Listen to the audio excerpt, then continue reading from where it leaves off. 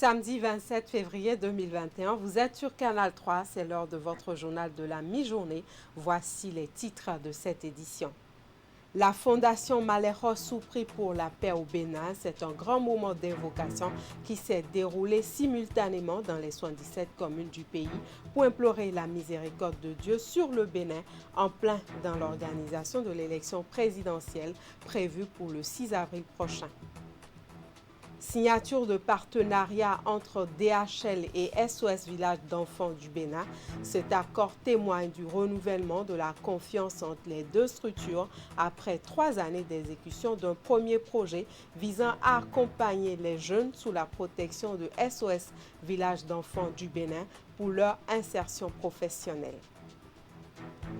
Assemblée générale constitutive de la Fédération nationale des opérateurs économiques de la filière bois du Bénin. Le regroupement ambitionne fédérer les énergies des différents acteurs du secteur pour plus d'impact économique. Voilà pour le sommaire. Bienvenue à toutes et à tous et merci de nous suivre. Le peuple béninois est invité aux urnes le 6 avril prochain, et vous le savez, pour l'élection présidentielle, pour que la paix règne dans le pays tout au long de ce processus électoral. La Fondation Malheureux initie une séance de prière. C'est une prière pour la paix au Bénin qui s'est déroulée hier simultanément dans les 77 communes du pays. Précision sur l'étape de Cotonou qui a connu la participation des membres du mouvement Lucas Tropo pour Cotonou avec Teddy Goudalo et Clément Achale. Tous en situation de prière, les fidèles musulmans de cette mosquée implorent la bonté d'Allah pour que règne la paix sur le territoire national. Allahumma rzuqna indal maut ba'da al maut bil qawli Sayyiduna Muhammad Salat ala nabi al-karim. On ne veut aucun éclaboussement de sang humain. Aucune bagarre. Ce que nous te demandons, c'est toi seul qui peux l'accorder et le faire. Personne ne peut le faire. Initiée par la Fondation Malheureux, la séance de prière vise essentiellement à attirer l'attention des hommes politiques sur l'esprit de paix qu'ils doivent cultiver, surtout en cette période où le peuple béninois se prépare à aller aux urnes. Celui que Dieu va mettre là, on doit se mettre ensemble pour dire, bon, comme c'est toi qui es là, on va t'aider à travailler. Et le pays est en avant. Ce qu'on est en train de faire, ce n'est pas seulement pour les musulmans, c'est pour tout le monde. Dans le respect des gestes barrières contre la Covid-19, la prière s'est déroulée simultanément à la même heure dans les 117 communes du Bénin. Pour le compte de Cotonou, elle a connu la participation du mouvement Lucas Tropo pour Cotonou. Depuis près d'une semaine, on est dans les mosquées, dans les marchés, dans les écoles, pour parler à nos frères, à nos sœurs, aux mamans, de ne pas se laisser faire. Nous n'avons qu'un seul pays, le Bénin.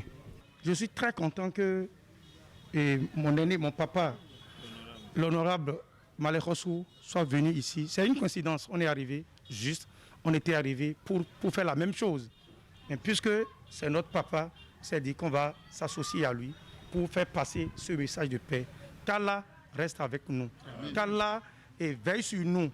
Que le 11 avril 2021, que tout se passe dans la paix et dans la concorde. L'élection d'avril prochain doit se tenir dans un climat de bonne ambiance. C'est le combat que mène la Fondation Malheureux durant cette période sensible. Bien d'autres séances de prière s'annoncent déjà dans les tout prochains jours. On parle maintenant de la première session extraordinaire du conseil municipal de Cotonou pour le compte de l'année en cours. 6 dossiers étaient inscrits à l'ordre du jour et c'est le premier adjoint au maire qui a procédé au lancement des travaux à la salle de délibération de la mairie de Cotonou. On en parle en détail dans ce reportage signé Nagui Balagui. 6 dossiers étaient inscrits à l'ordre du jour de cette session extraordinaire, la première pour le compte de l'année qui commence à la mairie de Cotonou. Élus et cadres ont répondu présents à ces assises qui se tiennent ici à la salle de délibération de la mairie pour se pencher sur nombre de sujets majeurs et ce, dans l'intérêt supérieur des administrés. Vous venez une fois de plus de donner la preuve de votre sens aigu de responsabilité et du devoir. Par votre présence ici ce matin, vous montrez à la face du monde combien vous êtes attachés aux questions de développement de notre cité commune, combien vous avez le souci d'œuvrer pour l'action communautaire. Modernisation de l'administration foncière, autorisation d'aménagement du rond-point Carrefour 16 ampoules, harmonisation des coûts de prestation à la mairie sont entre autres sujets soumis à l'appréciation de cette plénière tout aussi prolifique que décisive. Comme vous pouvez déjà le constater, il s'agit donc d'une session prolifique. Nous devons donc aller très vite et nous concentrer sur l'essentiel car de nombreux défis nous attendent. Je vous exhorte à laisser de côté les considérations politiques et à vous employer au débat constructif.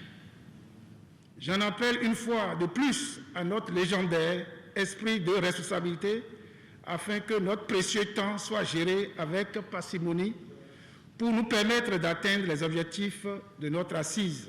La présente session extraordinaire fait suite à la réunion mensuelle de la municipalité tenue hier.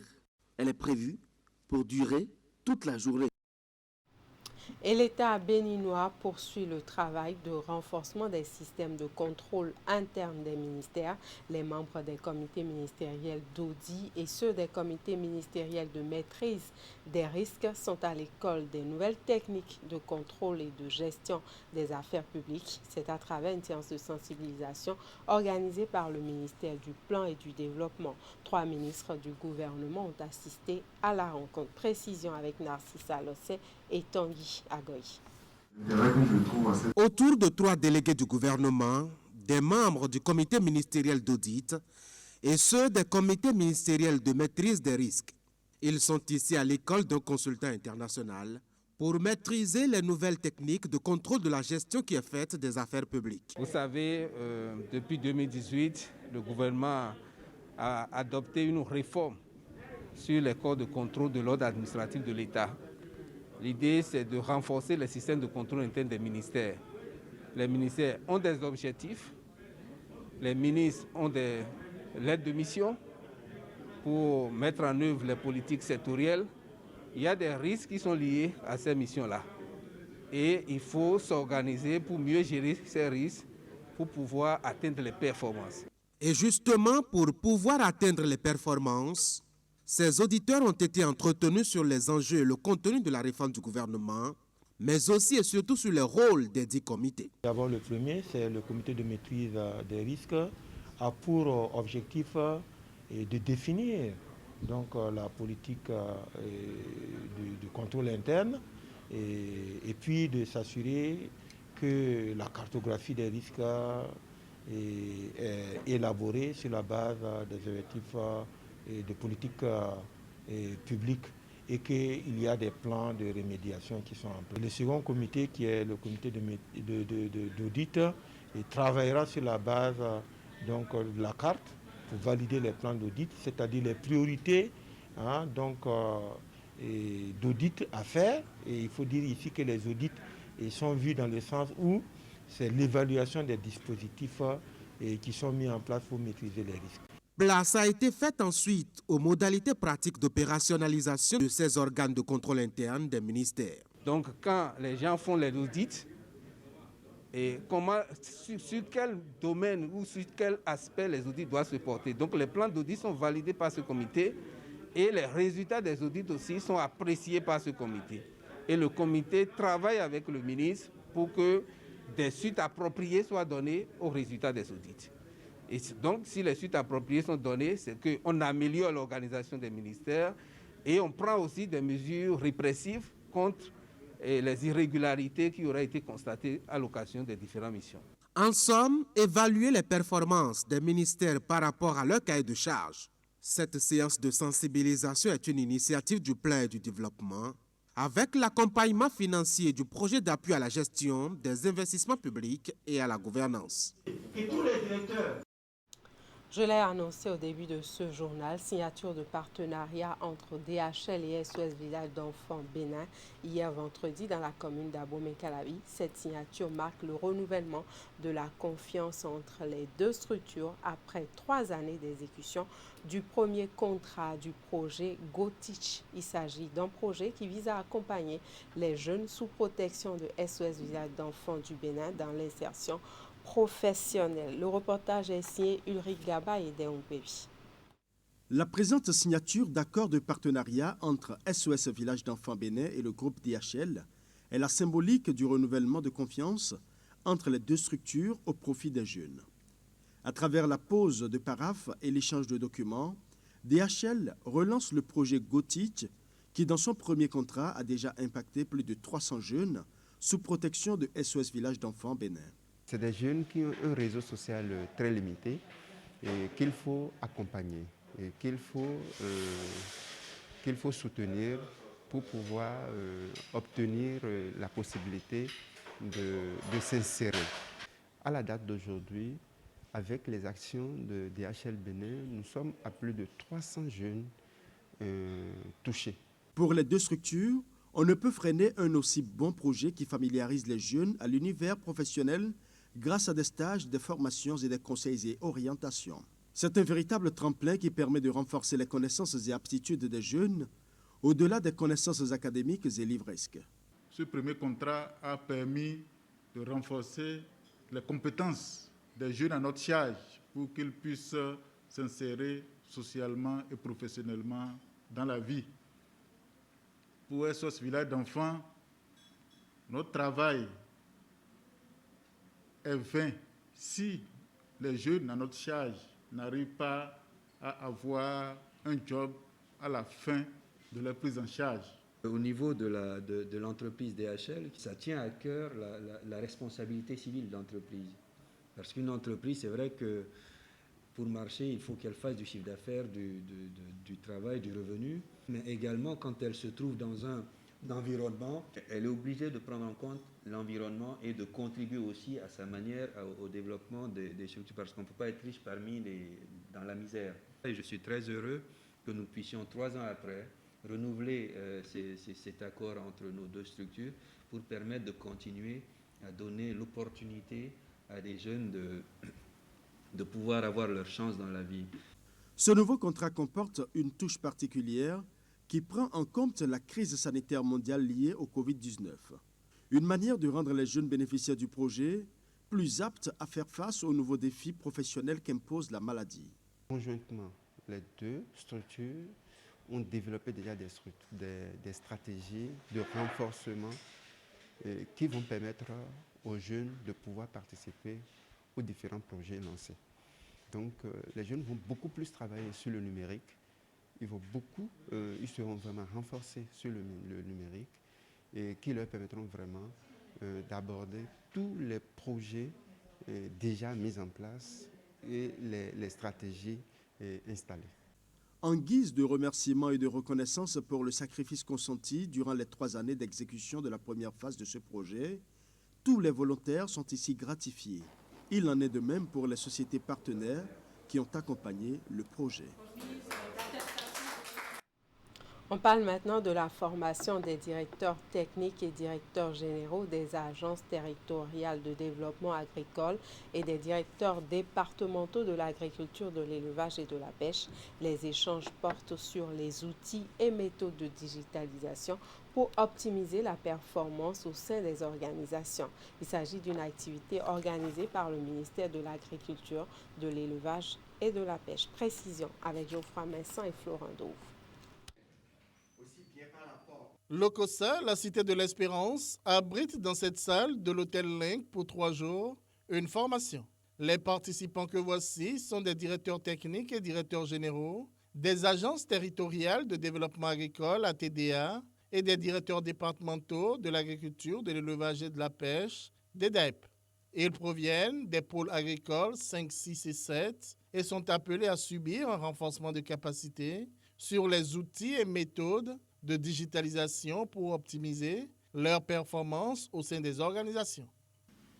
Mesdames et messieurs, chers participants, Au titre des réformes institutionnelles engagées dans le secteur agricole, figure en bonne place la modernisation des outils de travail au niveau de l'administration publique avec comme finalité l'amélioration de son efficacité par l'utilisation des outils digitaux.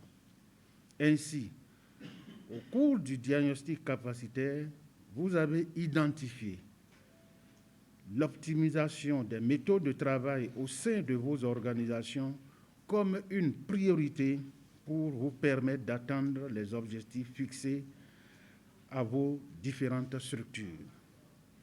La présente session de formation répond donc à un besoin que vous avez vous-même exprimé. Cette session de formation est organisée par le ministère de l'Agriculture, de l'Élevage et de la Pêche en partenariat avec l'Agence belge de coopération ENABEL. Son objectif est de rendre les participants capables de fournir un service de qualité au public en introduisant les outils digitaux dans les méthodes de travail et modes de fonctionnement de leur administration respective. Le financement est assuré par l'Union européenne à travers le projet d'appui au renforcement des institutions dans le secteur agricole au Bénin, Arizabé. L'objectif des différents renforcements de compétences est connu. C'est l'appropriation du réforme du secteur pour une agriculture performante et durable au service de l'économie et de la sécurité alimentaire et nutritionnelle des populations. C'est pourquoi la présente session sera suivie de plusieurs autres et d'une phase d'accompagnement pratique des acteurs en situation réelle de travail.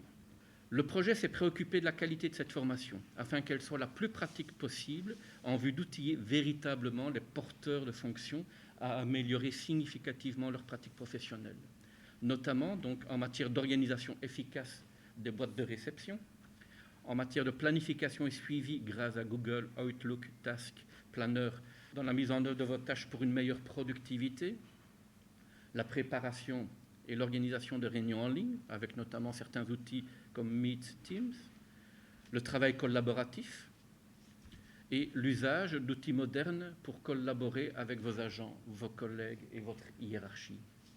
Arizabé est un projet du MAEP mis en œuvre dans le cadre de l'appui complémentaire du programme d'appui au développement durable du secteur agricole. Il apporte un appui institutionnel pour l'opérationnalisation des réformes du secteur agricole. Le dialogue est au cœur de ces actions dans le respect des rôles et mandats des acteurs en vue de la fourniture de services clés de qualité dans le secteur agricole. Et sans lui laisser de quoi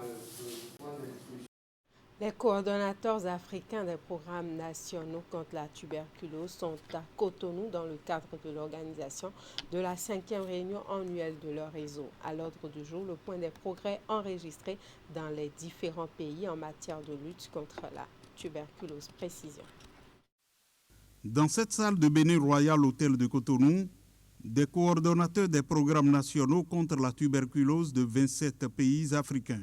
Ils ont rallié Cotonou pour faire le point des progrès enregistrés dans leurs pays respectifs en matière de cette maladie, bravant les désagréments liés au contexte sanitaire de la COVID-19. Nous sommes persuadés que malgré ces désagréments, nous devons maintenir nos acquis et nous devons même, plus que par le passé, travailler, trouver des stratégies pour continuer à avoir les résultats que nous avions avant, au risque de perdre tous nos acquis.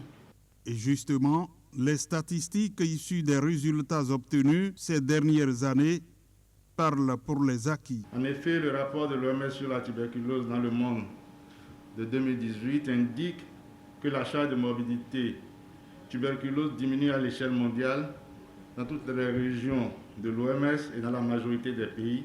Je veux citer la réduction de 35% du nombre de décès par la tuberculose par rapport à 2015, la réduction de 20% de l'incidence de la tuberculose par rapport à 2015 et 0 famille supportant des coûts catastrophiques liés à cette affection.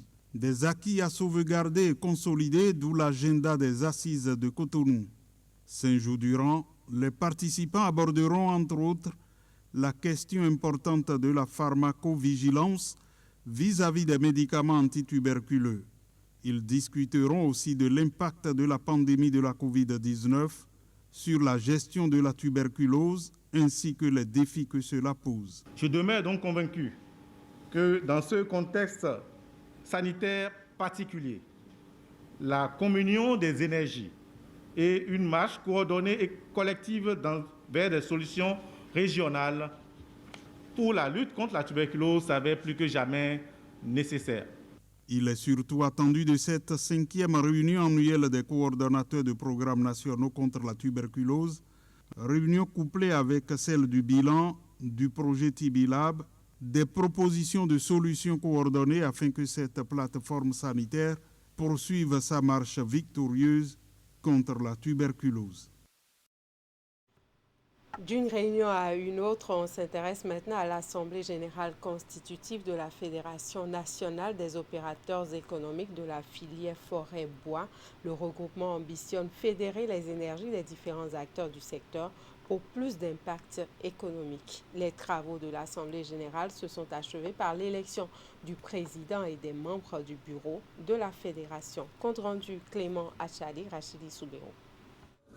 Après plusieurs années de tergiversation, les acteurs de la filière bois du Bénin se mettent ensemble pour défendre les intérêts de ce secteur. Et dans la perspective de contribuer à la réorganisation de la filière en vue de sa gestion responsable, ces derniers forment la Fédération nationale des associations des opérateurs économiques de la filière forêt-bois. À l'occasion de cette Assemblée générale constitutive, ils s'engagent à travailler ensemble dans un climat de paix pour mieux impacter la filière. Les problèmes des acteurs de la filière, loin de trouver des solutions durables, se multiplient.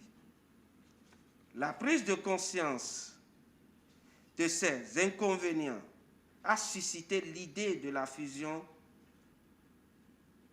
les associations qui a commencé à germer. Après le vote qui a consacré l'élection du tout premier président de la fédération, les membres du bureau exécutif national ont signé le pacte d'union, une manière pour lancer la mobilisation autour d'une gestion rationnelle des forêts à travers une bonne gouvernance des ressources que dispose le Bénin en la matière, mais aussi la mise en place d'une plateforme qui unit tous les acteurs de la filière et un système de traçabilité des produits forestiers. Ce que l'administration des eaux, forêts et chasses attend de vous, c'est bien d'être des acteurs actifs dans la gestion, la promotion et la conservation des ressources naturelles à travers des initiatives régionales et nationales qui montrent qu'au-delà de l'exploitation du bois, vous êtes des éco-citoyens. À l'issue des décisions de cette Assemblée générale naissent de nouvelles bases. Les rapports qui doivent exister entre la Direction générale des douanes et droits indirects avec les opérateurs économiques d'une part et de nouvelles relations qui doivent désormais exister entre la Direction générale des douanes et la Direction générale des eaux et forêts et chasses. Aussitôt élu, le nouveau président Bertin Akouta connaît déjà les principaux défis du secteur qu'il doit relever avec son gouvernement. C'est pourquoi il a promis à l'occasion des travaux de cette Assemblée travailler à instaurer et renforcer la confiance entre les différents acteurs. Une joie et à la fois un devoir de prendre l'engagement ici pour la confiance placée en ma modeste personne, la réorganisation du marché du bois énergie qui sans doute connaît quelques difficultés actuellement. La promotion de l'industrialisation du bois béninois. La promotion de l'achat responsable et de la vente responsable. La Fédération nationale des associations des opérateurs économiques de la filière forêt-bois veut désormais prendre une part active dans la délivrance des agréments et dans le contrôle qualité des produits forestiers qui seront vendus sur le marché. Ce nouveau bureau installé à la fin des travaux de cette Assemblée générale sera renouvelé après 4 ans de gestion. Et toujours dans l'actualité nationale, la Fondation MTN aux côtés des orphelins du département du Mono. Les responsables de la Fondation sont allés offrir à une vingtaine d'orphelinats du département des sacs de riz et des téléphones mobiles. La cérémonie a eu lieu à l'hôtel de ville de Commun et entre en droite ligne des actions que mène MTN dénommé Yellow Love pour célébrer le mois de février, le mois de la Saint-Valentin. Reportage signé Geoffroy Messin, Florent Douve. Yellow Love continue de faire des heureux. Et en voici un autre panel. Pensionnaires d'orphelinat ou représentants d'orphelinat du département du Mono, ils entrent dans cette salle de conférence de l'hôtel de ville de Commet en possession de dons offerts à leur orphelinat par la Fondation MTN. La cérémonie qui s'est déroulée ce jeudi 25 février 2021 leur a ainsi permis de recevoir chacun un lot composé de sacs de riz de 25 kg, des t-shirts et un smartphone flambant neuf. C'est une grande joie pour nous, les enfants vulnérables du Mono, d'être appelés par MTN afin de nous donner une assistance ce jour. Nous remercions les ONG, le CPS, la mairie de Commet et la direction générale de MTN Bénin pour ce geste. Nous promettons faire un bon usage des cadeaux et demandons de nous offrir pour la prochaine fois des cadeaux plus performants que ceux que nous venons de prendre. Merci beaucoup à vous et que Dieu vous garde. Ce geste de générosité de la Fondation MTN s'inscrit dans une série d'actions et d'activités de célébration du mois de février, un mois dédié à la Saint-Valentin. Une occasion pour l'opérateur mobile GSM de célébrer, à travers sa fondation, le partage, l'amitié et l'amour. La fondation MTN a fait ses preuves, a démontré ses soutiens, a démontré sa collaboration à la population béninoise et aujourd'hui, c'est le tour de Commun pour cette fondation d'accompagner les personnes vulnérables. C'est pourquoi le maire, Monsieur Adam Opé Kofi Bernard, me charge de vous transmettre 3 messages.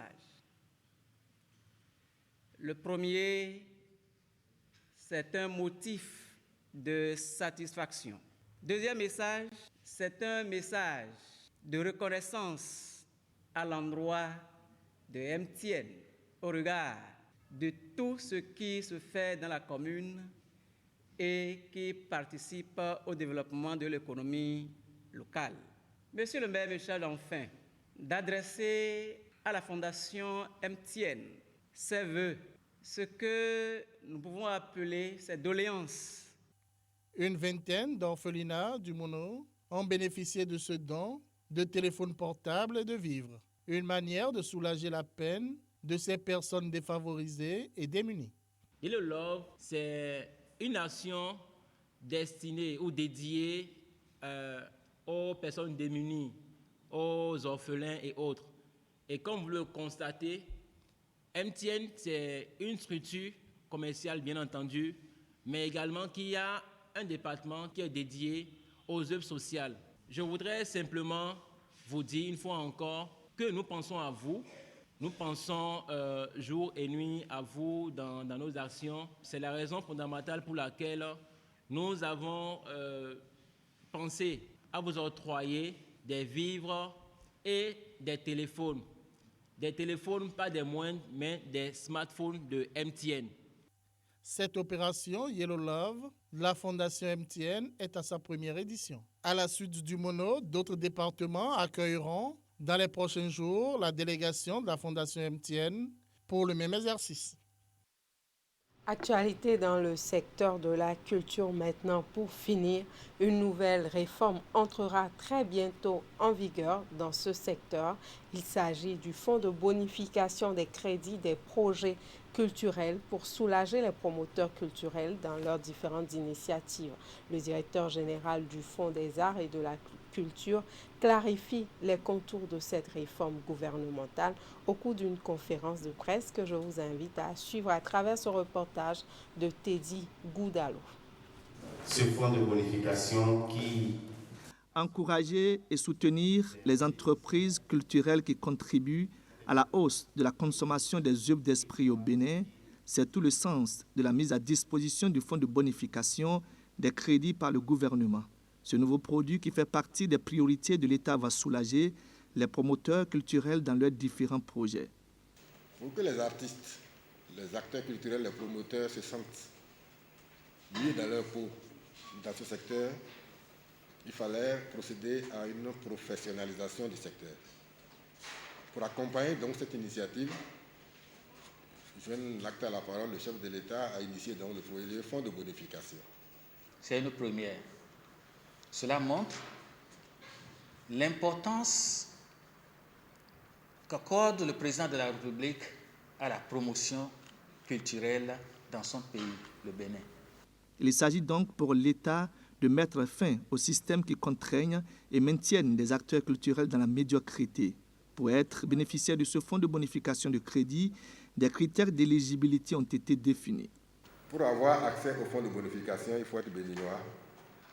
Il faut décider donc de créer l'industrie au Bénin.